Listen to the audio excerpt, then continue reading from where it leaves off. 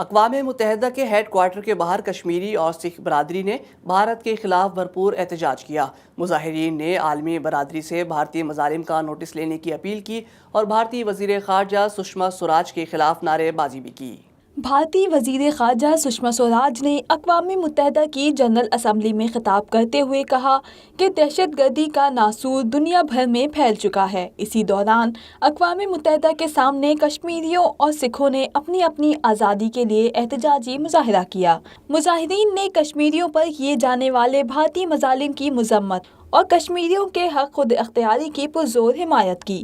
کشمیری رہنماؤں نے مقبوضہ کشمیر میں انسانیت سوز مظالم کرنے پر بھارتی فوج کی شدید مذمت کرتے ہوئے مطالبہ کیا کہ مسئلہ کشمیر کے لیے اقوام متحدہ کی سلامتی کونسل کی قراردادوں پر عمل کروایا جائے۔